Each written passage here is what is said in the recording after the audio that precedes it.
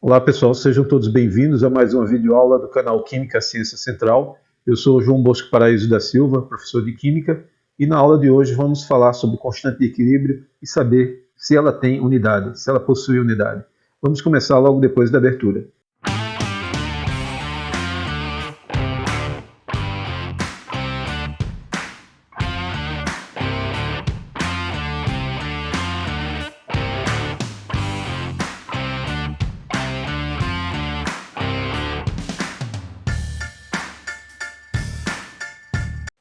A título de responder a esta pergunta, vamos analisar aqui algumas reações químicas que são apresentadas em equilíbrio, como a formação de duas quantidades de NH3, de amônia, a partir de uma quantidade de nitrogênio gasoso e 3 quantidades de hidrogênio gasoso. Do que aprendemos lá no ensino médio sobre constante de equilíbrio, se for solicitado para escrevermos esta constante de equilíbrio, escreveríamos que ela vai ser uma razão entre a pressão parcial de NH3 elevado ao quadrado, porque é seu coeficiente estequiométrico, dividido pelo produto das pressões parciais das espécies que estão nos reagentes. A pressão de Ni2 elevado à primeira potência, que é o coeficiente estequiométrico, vezes a pressão parcial de H2 elevado à terceira potência, que é aqui o seu coeficiente estequiométrico 3 no reagente. Bem, neste caso, observe que caso adotássemos para a pressão uma unidade como, por exemplo, a atmosfera, teríamos atmosfera ao quadrado dividido por atmosfera à quarta potência. Portanto, nesse caso, a constante de equilíbrio teria a unidade de atmosfera menos 2. Agora, se analisarmos neste outro exemplo, a decomposição de duas moléculas de NaOCl gasoso em duas moléculas de NO mais cloro gasoso, a constante de equilíbrio, neste caso, escreveríamos como sendo o produto da pressão parcial de NO elevado ao quadrado vezes a pressão de Cl2 dividido pela pressão parcial de NaOCl elevado ao quadrado. E aqui note neste caso que, caso novamente utilizássemos como unidade de pressão a atmosfera, teríamos atmosfera ao cubo dividido por atmosfera ao quadrado. Portanto, neste caso, a constante de equilíbrio teria a unidade de atmosfera. Agora, se mudarmos da fase gasosa para a fase condensada e tivéssemos este exemplo, H2SO4 aquoso, a solução aquosa de ácido sulfúrico em água, vai se decompor em HSO4 aquoso mais H3O mais aquoso. E aqui, neste caso, a constante de equilíbrio, provavelmente muitos escreveriam como sendo a concentração de HSO4- vezes a concentração de H3O+, observe que são os produtos, dividido pela concentração do reagente, que é H2SO4. E aqui, neste caso, adotemos como unidade de concentração molar, então, neste caso, teríamos que a constante de equilíbrio teria uma unidade de molar. Então, a partir destes três exemplos, percebemos que, estranhamente, a constante de equilíbrio, a depender da fase, ou mesmo para uma mesma fase, mas a depender dos coeficientes estequiométricos, teria unidades diferentes. Pessoal, infelizmente, existe um livro-texto do ensino médio que afirma categoricamente esta declaração que acabamos de mencionar. E por que digo infelizmente? Porque nós vimos em um vídeo passado sobre a relação da constante de equilíbrio com a energia livre de Gibbs, que a constante de equilíbrio ela é matematicamente definida como sendo a exponencial de menos ΔG da reação padrão dividido por RT. Então veja só, como aqui nesta exponencial o numerador, o ΔG da reação, possui unidade de joules por mol e o produto RT também possui unidades de joules por mol, então significa que essa fração não possui dimensão e, portanto, a própria constante de equilíbrio é adimensional. Então precisamos introduzir algo novo que permita expressar a constante de equilíbrio como uma quantidade adimensional, e é sobre isso que trataremos no vídeo a partir de agora. Primeiro vamos abrir aqui um parênteses e vamos aqui definir um conceito chamado fugacidade. Fugacidade é uma palavra do latim que significa tendência a escapar, tendência a fugir. Então veja só, a fugacidade ela vai para a gente representar uma espécie de pressão efetiva.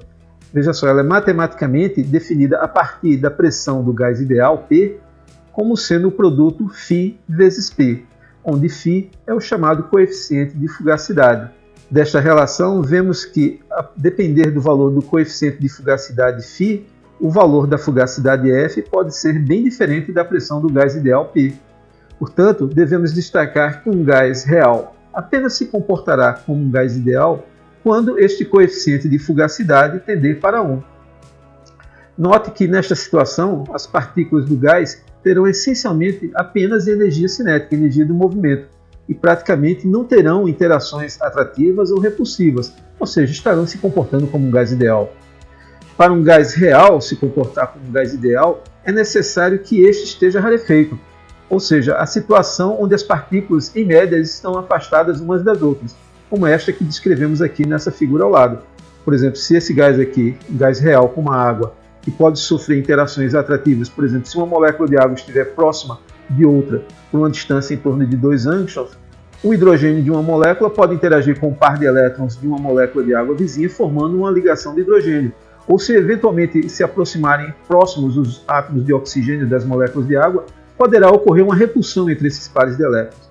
Então, um gás real que pode sofrer tanto atrações como repulsões só vai se comportar como um gás ideal se ele tiver um volume grande ou se houver poucas moléculas dentro de um dado volume, de forma que, em média, eles vão estar a maior parte do tempo separadas. Bem, nesse caso, o coeficiente φ vai tender para 1 e a fugacidade vai se confundir com a pressão do gás ideal.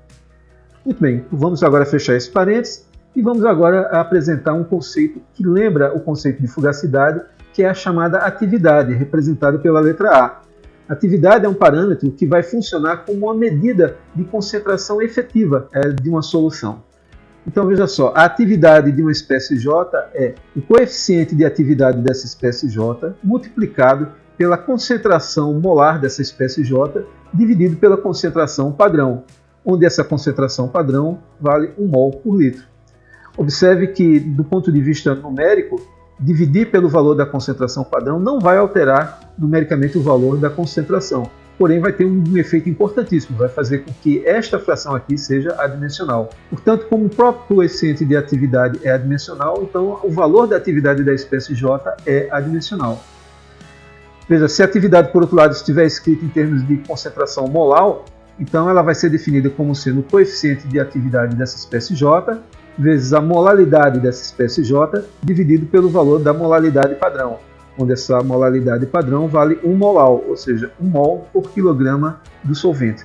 E ainda uma outra possibilidade é a atividade ser expressa em termos da fração molar. Neste caso, ela vai ser o coeficiente de atividade da espécie J vezes a fração molar da espécie J. Vamos dar um exemplo de como podemos aplicar este conceito de atividade no estudo da constante de equilíbrio. Veja bem, vamos usar aqui como este exemplo geral em que uma espécie A maiúsculo reage com uma espécie B maiúsculo, formando uma espécie C e outra D nas quantidades estequiométricas A minúsculo, B minúsculo, C minúsculo e D minúsculo. Neste caso, a gente está interessado em saber qual é a tendência de A e B reagirem para formar os produtos C e D. E isso pode ser avaliado a partir da sua variação da energia livre. Então veja só, calcular o ΔG da reação é calcular a energia livre molar de C multiplicado pelo coeficiente estequiométrico C minúsculo, mais a energia livre molar da espécie D multiplicado pelo seu coeficiente estequiométrico D minúsculo, menos a energia molar dos reagentes, que é a energia molar de A multiplicado pelo seu coeficiente estequiométrico A minúsculo, e menos a energia molar de B multiplicado pelo seu coeficiente estequiométrico B minúsculo. Em geral, nós sabemos que a energia livre molar de uma espécie J é aquela que ela possui no seu estado padrão, corrigido por RT, Ln. Agora vamos introduzir aqui da atividade da espécie J. Então veja só, esta relação que nós já havíamos visto anteriormente, para o caso de um gás ideal, agora a gente vai expandir, no lugar de P, a gente vai utilizar aqui o valor de A. Então veja só, vamos utilizar essa definição aqui no primeiro, no segundo, no terceiro e no quarto termo. Quando substituirmos, vamos ter isso aqui, ó. C, que multiplica o primeiro termo, a energia molar de C no estado padrão, e também que vai multiplicar RT, Ln da atividade da espécie C. E aí, repete-se a mesma lógica nos demais termos. Muito bem. Observe que agora a gente pode organizar isso aqui da seguinte forma. Vamos colocar tudo que tem a ver com energia molar padrão juntos. Vai ficar aqui, ó, a energia molar de C no estado padrão multiplicado por C, energia molar de D no estado padrão multiplicado por D, menos a energia molar de A no estado padrão multiplicado por A minúsculo, e menos a energia molar de B no estado padrão multiplicado por B minúsculo. E tudo que tiver RT, vamos colocar em evidência. E assim, dessa forma, nós vamos ter C, Ln da atividade da espécie C, mais D, Ln da atividade da espécie D, A vezes o Ln da atividade da espécie A, menos B, Ln da atividade da espécie D. Então veja só, vamos utilizar essa propriedade do logaritmo, que o logaritmo na base 10 de A elevado a B você passa o B para frente, vai ficar B logaritmo na base 10 de A. Então aqui a gente vai ter todos esses termos, 4 primeiros termos do estado padrão, né? RT, e observe o que aconteceu, o C agora está aqui na forma da potência, né? O D, o A e o B.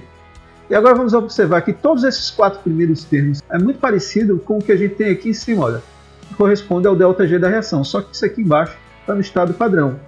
E além disso, vamos também utilizar uma outra propriedade, que é o logaritmo de A mais o logaritmo de B. Isso aqui é o logaritmo do produto A vezes D, e o logaritmo de A menos o logaritmo de B é o logaritmo de A sobre B. Então observe que estes termos aqui que estão se multiplicando, isso aqui vai virar um produto, e esses que estão aqui subtraindo vai entrar no denominador. Dessa forma, usando todas essas informações, a gente vai ter que o ΔG da reação vai ser o ΔG da reação no estado padrão, mais RT, observe só, ln, aí vai ficar da atividade de C elevado a C minúsculo, vezes a atividade de D elevado a D minúsculo, atividade de A elevado a A minúsculo, vezes a atividade de B elevado a B minúsculo. E, portanto, você pode escrever essa expressão como sendo ΔG igual a ΔG da reação no estado padrão, mais o produto RT ln de Q, onde Q é, obviamente, a fração aqui que envolve todas essas atividades. A atividade dos produtos, elevado a seus coeficientes estequiométricos, dividido pela atividade dos reagentes, elevado a seus coeficientes estequiométricos. E, em particular, se você estiver no momento do equilíbrio, o ΔG da reação, esse que está aqui do lado esquerdo da igualdade, vai valer zero, ou seja, você vai estar no mínimo da energia livre, e nesse momento em particular, esse quociente ele vai se chamar K, que é exatamente a constante de equilíbrio. Se você quiser mais em detalhes como isso aqui surgiu, eu aconselho você dar uma olhada nesse vídeo que a gente vai colocar o card aqui acima. Muito bem, então vamos agora no próximo slide, vamos repetir aqui essa expressão dessa fração, desse quociente Q, e vamos utilizar o conceito de atividade. Está aqui, o conceito do quociente Q, em termos das atividades, e agora vamos substituir aqui a atividade de C, a atividade de D, a atividade de A e a atividade de B. Então vai ficar assim, olha, coeficiente de atividade da espécie C maiúsculo, elevado a C, observe que aqui está tudo elevado a C, né? Vezes a concentração de C maiúsculo, elevado a C minúsculo, dividido pela concentração padrão, elevado a C minúsculo. Aí vem o produto, está aqui o produto, coeficiente de atividade da espécie D, elevado a D minúsculo, vezes a concentração de D elevado a D minúsculo, dividido pela concentração padrão elevado a D minúsculo. E vai acontecer a mesma coisa aqui embaixo com as espécies A e B. Né? Vai ficar o coeficiente de atividade de A elevado a A minúsculo, vezes a concentração de A elevado a A minúsculo, dividido pela concentração padrão elevado a A minúsculo, e novamente agora o produto envolvendo o coeficiente de atividade de B elevado a B minúsculo, vezes a concentração de B maiúsculo elevado a B minúsculo, dividido pela concentração padrão elevado a B minúsculo. Vamos rearrumar aqui essa fração colocando os termos que são similares juntos. Então vai ficar assim, vamos colocar todos os coeficientes de atividade juntos. Você vai ficar com os coeficientes de atividade elevados a seus coeficientes estequiométricos, C e D no numerador minúsculo, dividido pelos coeficientes de atividade de A e B elevado a A e B minúsculo, respectivamente. E vai ficar aqui, olha, a concentração de cada uma das espécies que estão nos produtos, C e D, elevado a seus coeficientes estequiométricos, C e D minúsculo, dividido pela concentração molar das espécies A e B, elevado a seus coeficientes estequiométricos, A e B minúsculo. E vezes, aí vai ficar o seguinte, aqui você vai ter 1 sobre concentração padrão elevado a C, está aqui, 1 sobre concentração padrão elevado a D, e aqui embaixo no denominador você tem o inverso novamente de 1 sobre a concentração padrão de A e 1 sobre a concentração padrão de B. Então quando você tem uma fração de frações, você repete a primeira fração que está no numerador e inverte a fração que está no denominador, ela vai entrar multiplicando. Por isso que vai aparecer aqui, concentração padrão elevado a A vai aparecer aqui no numerador, multiplicando a concentração padrão elevado a B minúsculo. Dividido pela concentração padrão elevada a C, vezes a concentração padrão elevada a D minúsculo. Agora considere que você tem uma chamada solução diluída. O que é uma solução diluída? Uma solução diluída é uma como essa que apresentamos aqui nesta figura abaixo, em que você tem uma grande quantidade de solvente e pouquíssimas quantidades do soluto.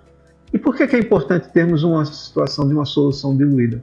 Porque veja só, quando isto acontece, temos um resultado aqui que é muito parecido com o que vimos agora há pouco para a fugacidade. Vamos ter que o coeficiente da atividade dessa espécie J vai tender para 1.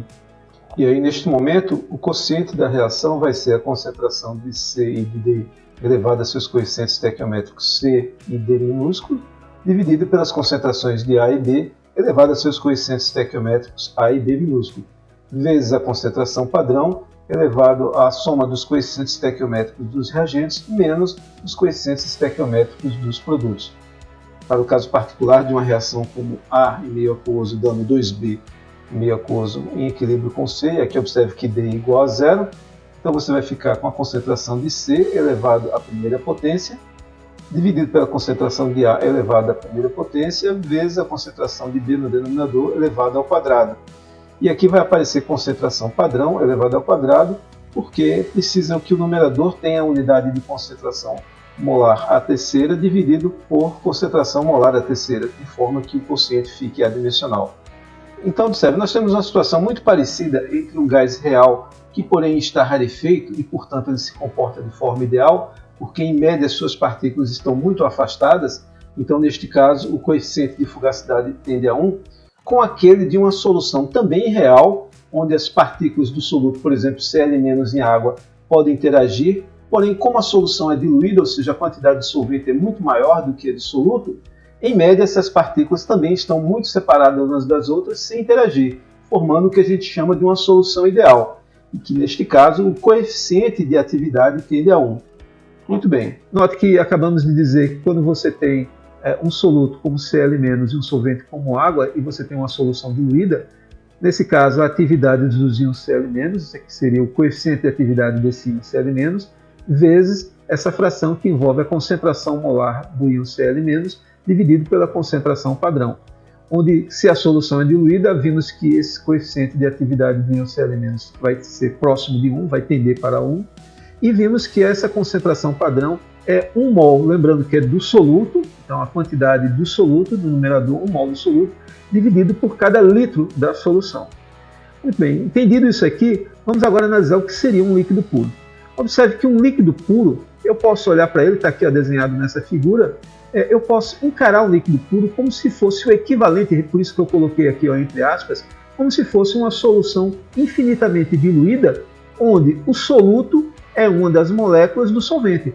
Então, por exemplo, no caso aqui da água, se você olhar aqui, eu só tenho água, mas se você elege uma dessas moléculas de água, que está aqui representado nessa caixinha, como sendo o equivalente ao soluto, todas as demais seriam o solvente que está no entorno desse soluto. Então, o líquido puro é como se fosse uma solução onde tanto o soluto como o solvente são das mesmas moléculas. Então, neste caso, o coeficiente de atividade da água, usando a definição geral, seria o coeficiente de atividade da água vezes a concentração molar da água dividido pela concentração do estado padrão, que é água pura. Observe só que nessa situação que nós estamos representando um líquido, onde o soluto é uma das moléculas do próprio líquido, que não existe uma situação de maior diluição do que esta, onde a própria molécula está diluída nela mesma. Então, neste caso, veja que o coeficiente de atividade não tende para 1, ele é exatamente igual a 1. E, portanto, você vai ter aqui desse coeficiente de atividade 1, e observe que aqui nessa fração você tem a concentração da água pura em relação à concentração de uma solução composta de água pura. Então, também esses números aqui são iguais. Por isso, a definição da atividade de um líquido puro, e o mesmo também é válido para um sólido puro, é que ele é igual a 1. Muito bem, agora que estamos entendidos sobre o conceito de atividade e a atividade em particular de líquidos e sólidos puros, vamos revisitar aquele primeiro exemplo que mostramos do equilíbrio envolvendo ácido sulfúrico aquoso em água, dissociando em HSO4- e H3O+.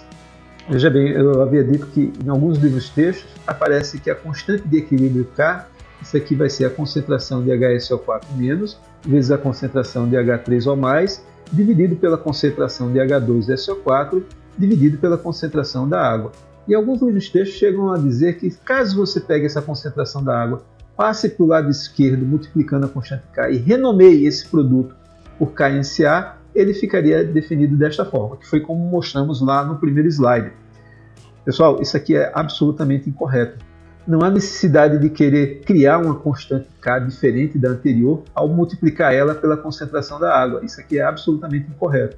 A partir de agora, o nosso conceito de constante de equilíbrio é que ele é a atividade das espécies que estão nos produtos, portanto, HSO4- vezes a atividade do H3O+, dividido pela atividade das espécies que estão nos reagentes, H2SO4 e da água. E agora, utilizando esse fato que acabamos de ver, que a atividade da água pura é 1, a gente vai ter simplesmente que vamos ter aqui o produto das atividades das espécies que permaneceram, HSO4-, H3 ou mais, dividido pela atividade de H2SO4, e vamos ter aqui a concentração de HSO4- vezes a concentração de H3 ou mais, dividido pela concentração da água, e repare só que vai aparecer aqui no denominador a concentração padrão aqui.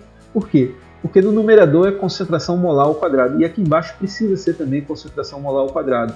Então é por isso que aqui vai ser elevado à primeira potência, certo?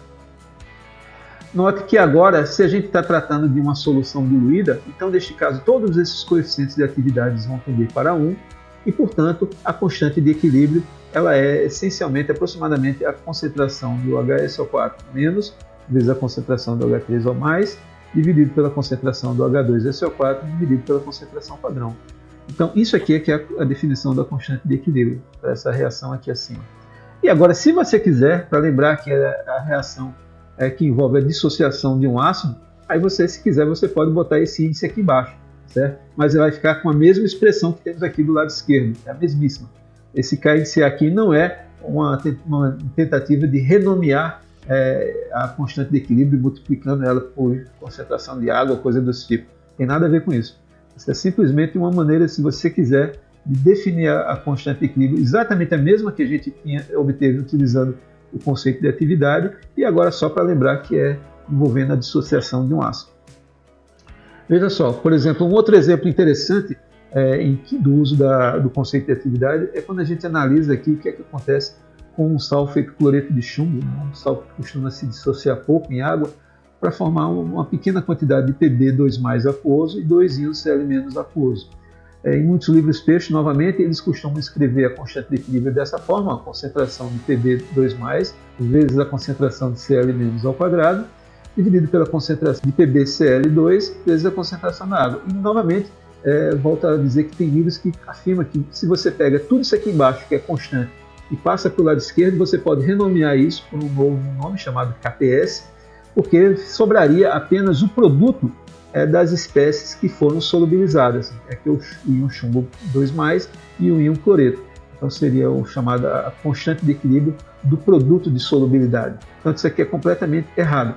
Então se você parte do conceito da constante de equilíbrio utilizando a atividade do íon Pb2+ vezes a atividade do íon Cl- ao quadrado, dividido pela atividade do PbCl2 e da atividade da água, e agora sim, usando o fato de que exatamente essas atividades aqui do sólido puro e do líquido puro valem 1, então você vai ter essencialmente que a constante de equilíbrio vai ser os coeficientes de atividade do Pb2+, vezes o coeficiente de atividade do Cl- ao quadrado, multiplicado pela concentração do Pb2+, vezes a concentração do Cl- ao quadrado. Repare que aqui vai dar a concentração molar ao cubo, portanto você vai dividir aqui por concentração molar padrão elevado ao cubo. E aqui novamente usando a ideia de que se você tem uma solução diluída, então todos esses coeficientes de atividade tendem para 1, e portanto a sua constante de equilíbrio vai ser isso aqui, vai envolver de fato o produto dos íons que estão solubilizados, o Pb2+ vezes Cl- ao quadrado, dividido pela concentração padrão elevado à terceira. E aí, se você quiser, esta mesma expressão, aí se você quiser, você pode chamar isso aqui de KPS. Tá? E quando você tiver uma reação como essa, envolvendo espécies em fase gasosa, então aqui nesse caso a constante de equilíbrio vai ser a pressão parcial do produto dividido pela pressão padrão, ambos elevados ao quadrado, dividido pela pressão parcial do N2, dividido pela pressão padrão, e vezes aqui a pressão parcial do H2, dividido pela pressão padrão, ambos elevado à terceira potência. E quando você aplicar aqui esses valores dessas potências, você vai ter isso aqui. Aqui vai ficar a pressão parcial de NH3 ao quadrado, dividido pela pressão padrão ao quadrado, pressão parcial de N2 dividido pela pressão padrão, como está aqui no denominador, vai inverter, vai ficar pressão padrão no numerador dividido pela pressão parcial de N2, e aqui vai inverter, vai ficar pressão padrão elevado à terceira dividido pela pressão parcial de H2 elevado à terceira. Bem, cancelando aqui, observe que você vai ter essencialmente a pressão parcial do produto elevado ao quadrado, dividido pelas pressões parciais dos reagentes elevado aos seus coeficientes estequiométricos, e aqui vai aparecer a pressão padrão elevado ao quadrado, porque aí dessa sorte o numerador vai ficar com uma unidade de pressão elevada à quarta potência e o denominador também de pressão elevada à quarta potência. Portanto, a constante de equilíbrio vai ficar adimensional. Muito bem. E o que acontece se a solução não for diluída? Bem, aí é uma coisa interessante, né? Até agora estivemos tratando da situação em que a solução é diluída, portanto os coeficientes de atividade tendem para 1. Quando isso não acontecer, vamos ter um resultado bem interessante, que pode ser resumido por essa figura que aparece nesse gráfico. Neste gráfico temos aqui a constante de equilíbrio no eixo Y e temos aqui a concentração molar de cloreto de sódio no eixo X. O que é que acontece? Repare que aqui esses valores da concentração molar de NaCl ele está em escala logarítmica, ele aparece aqui a 10 a menos 6, 10 a menos 5, então ele está crescendo para a direita até chegar a 10 a menos 1. E o que é que a gente observa? A gente tem dois exemplos aqui. Ó. Esse aqui que é o K índice W, é a constante de autoionização da água, cujo seu valor é 1,0 vezes 10 elevado a menos 14. E temos aqui a constante de dissociação de um ácido, que vale 1,75 vezes 10 a menos 5. A gente nota que quando a concentração de NaCl é muito baixa, você tem uma solução essencialmente diluída. Então veja só, o valor da constante de equilíbrio ele praticamente não se altera em ambos os casos até um certo valor da concentração de NaCl. A partir de um certo valor, por exemplo aqui ó, 10 a menos 4, em ambos os casos, começa a mudar o valor da constante de equilíbrio. Até que quando a concentração de NaCl é alta, ou seja, quando você não tem mais uma solução diluída, o valor dessa constante de equilíbrio passa a ser muito diferente daquele que era originalmente quando a solução era diluída. O que é que isso indica? Indica que neste caso aqui, a partir dessa região aqui em torno de 10 a menos 4 aproximadamente, você não tem mais uma solução diluída e, portanto, agora os coeficientes de atividade dos íons envolvidos nas equações correspondentes à autoionização da água e à dissociação desse ácido deixam de ser próximos de 1. E, portanto, o coeficiente de atividade passa a ser relevante para determinar o valor da atividade e, por conseguinte, o valor da constante de equilíbrio. E aí você deve estar pensando em quais situações a gente deveria se preocupar com esses coeficientes de atividade em que eles passam a ser relevantes para o cálculo da constante de equilíbrio. Bem, como a gente já acabou de dizer, são aquelas situações em que a solução não é diluída. E um exemplo interessante é o estudo, por exemplo, dos sistemas líquidos que estão no material biológico, por exemplo, dentro das células ou mesmo a própria corrente sanguínea. Essencialmente você tem uma participação predominante de água, porém vocês têm muitos íons, muitos metabólitos, muitas proteínas presentes dentro da célula e no próprio sangue, que fazem com que estes exemplos não sejam casos de soluções diluídas. Então, se você vai estudar sistemas biológicos, muito provavelmente você vai ter que levar em conta os valores dos coeficientes de atividade dos íons presentes dentro da célula ou na corrente sanguínea, por exemplo. Então, pessoal, como lembrança desse vídeo, eu gostaria que você lembrasse desse fato, que a constante de equilíbrio não tem unidade e que para descrevê-la de forma correta deve-se utilizar os conceitos de atividade ou da pressão dividida em relação à pressão padrão. E que, apesar de ser a maior parte dos casos vamos estudar soluções diluídas ou gases rarefeitos, haverão situações em que é necessário saber que é importante levar em consideração o valor do coeficiente de fugacidade ou do coeficiente de atividade. Bem, por hoje é isso, pessoal. Espero que vocês tenham gostado e a gente se vê numa próxima videoaula. Um forte abraço a todos.